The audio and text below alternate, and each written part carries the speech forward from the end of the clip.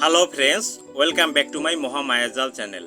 বরাবরের মতো ইসলাম প্রিয় ভাইদেরকে জানাচ্ছি আসসালামু আলাইকুম ও হিন্দু ভাইদেরকে নমস্কার। তো পৃথিবীর যেখান থেকে ভিডিওটি দেখছেন সবাইকে জানাচ্ছি আন্তরিক অভিনন্দন ও শুভেচ্ছা। ফ্রেন্ডস, আজকে থাম্বনেল দেখেই বুঝতে পারছেন ভিডিওটা কি হতে যাচ্ছে। সম্পূর্ণ আকারে ভিডিও না দেখলে কিছুই করতে পারবেন না আর বুঝতেও পারবেন না। আপনার শত্রুকে চিরতরে বাড়িছাড়া করুন। সম্পূর্ণ ভিডিও দেখলে আমার কাছে আর কিছু জিজ্ঞাসা করা লাগবে না। আর যদি সম্পূর্ণ ভিডিও না দেখেন, একটু কাটেন একটু দেখি, একটু কাটেন একটু দেখি, তারপরে কি আমার কাছে প্রশ্ন করবেন যে এই জিনিসটা কি, আমি তো ভিডিওতে বলেই দিই, তারপর আপনি আবার রিপিট করবেন। তো সেটা যাতে রিপিট করতে না হয় তাই জন্য আমি আপনাদের কাছে অনুরোধ রাখবো, ভিডিওটা সম্পূর্ণ আকারে দেখবেন, কাজটি নিজেই করতে পারবেন। এর জন্য কোনো তান্ত্রিকের বা কারো কাছে দ্বারস্থ আপনাকে হতে হবে না, আপনি নিজেই নিজের কাজটি সম্পাদন করতে পারবেন। তো ফ্রেন্ডস, আপনি কিভাবে কি করবেন সব বিস্তারিত আজকের এই ভিডিওতে বুঝিয়ে দেব। কথা বাড়াবো না, চলুন মূল ভিডিওতে প্রবেশ করি।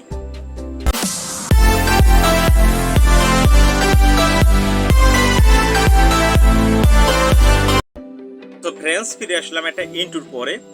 এখন কথা হচ্ছে আজকের যে বিষয়টা, অনেক সময় অনেক মন্ত্রের মাধ্যমে অনেক কাজ কষ্ট করতে হয়। তো আমি এটা যন্ত্রমের মাধ্যমে নিয়ে আসছি, যে যন্ত্রর সাহায্যে আপনি এই কাজটি করতে পারেন। তো যন্ত্রটা কি সেটা আমরা এক নজর দেখে আসি। চলুন নকশাটি আমরা দেখে নিই, তারপরে কথা বলছি।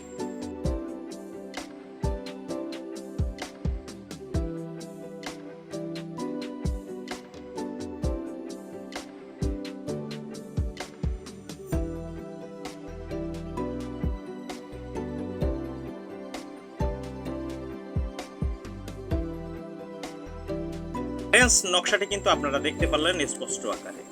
এটা একটা সহজ নকশা, এটা যদি কেউ লিখতে না পারে তাহলে আমার কিছু আর করার নেই। এখন এটা লিখবেন কিসে, কোন বারে লিখবেন, কখন লিখবেন, কোন সময় লিখবেন, কি কালি দিয়ে লিখবেন, সব বিস্তারিত বলে দিচ্ছি। যদি আপনি একটু ধৈর্য ধারণ করে দেখেন তাহলে এই কাজটি আপনাদের কাছে কিছুই না। আর যদি না ধৈর্য ধারণ করে দেখেন ভিডিওটা, তাহলে তো আপনাকেই কষ্ট করতে হবে। আর একটা কথা বলে রাখি, ব্যক্তিগত কাজের জন্য দেশ বিদেশ থেকে যে ভিডিওটি দেখছেন স্বল্প হাদিয়ার বিনিময়ে কাজ করে দেওয়া হয়, যোগাযোগ করতে পারেন। সো ফ্রেন্ডস, আপনাদের যে ধরনের ভিডিও প্রয়োজন অবশ্যই লাইক কমেন্ট শেয়ার করে এবং কমেন্ট করে জানিয়ে যাবেন, সেই ধরনের ভিডিও আমি প্রস্তুত করে দিব। দয়া করেন প্লিজ প্লিজ, এইগুলো আমি পছন্দ করি না, এই জন্য আমি তাদেরকে ভিডিও দেই না। অনেকে লেখেন দয়া করে দেন, কিসের দয়া? দয়া কি? আমি কি দয়া করার মালিক? দয়া তো করেন সে আল্লাহ তাআলা। আপনি আমার কাছে বলতে পারেন যে ভাই এই ভিডিওটা আমি চাই, আমি আপনাদের একটু মতন সাদাসিধে মানুষ, আমি কেন, আপনি আমার কাছে কেন দয়া ভিক্ষা করবেন? এটা কোনো কথা? তো যাই হোক, মূল কথা বলি। যে কোনো আমাবস্যার সময় আপনি যদি আমাবস্যার টাইমটা জেনে থাকেন তো ভালো। হিন্দু ভাইরা অনেক সময় পঞ্জিকা থাকে, না জানা থাকলে অনেক ইসলামীয় ভাইরা আছে অ্যাপসের মাধ্যমে দেখেন মোবাইলে যে কোন সময় থেকে কোন সময় আমাবস্যা, অ্যাপসের মাধ্যমে সঠিক পাওয়া যায় না।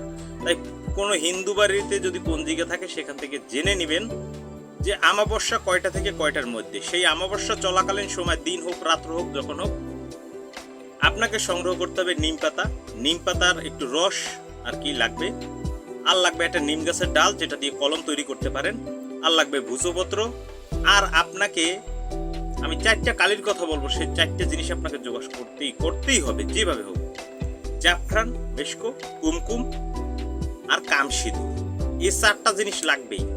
জাফরান, মেশকো, কুমকুম, কামসিঁদুর, এই 4টা জিনিস একত্র গুলে কালি তৈরি করবেন। কালি তৈরি করবেন, এটা কোনো পানি দিয়ে গুলবেন না, গোলাপ পানি দিয়ে গুলবেন। গোলাপ জল, যেমন এই যে গোলাপ জলটা আমি দেখাচ্ছি, এই গোলাপ জল দিয়ে আপনারা গুলবেন। যে স্থানে যে গোলাপ জলটা পাওয়া যায় সেইটা দিয়ে গুলবেন। এবং ওই কালি দিয়ে কিন্তু অন্য কোনো কাজ আর করতে পারবেন না, তাই সামান্য পরিমাণে কিনে নেবেন, কেননা কামসিঁদুরের দাম অনেক। আপনি কালিটা যখন গুলবেন তখন বলবেন জাগরে কালি জাগ, এই কালি যদি না জাগে দক্ষিণা কালির কলজা ফাটে। আমি আবারও বলছি, জাগরে কালি জাগ, এই কালি যদি না জাগে দক্ষিণা কালির কলজা ফাটে।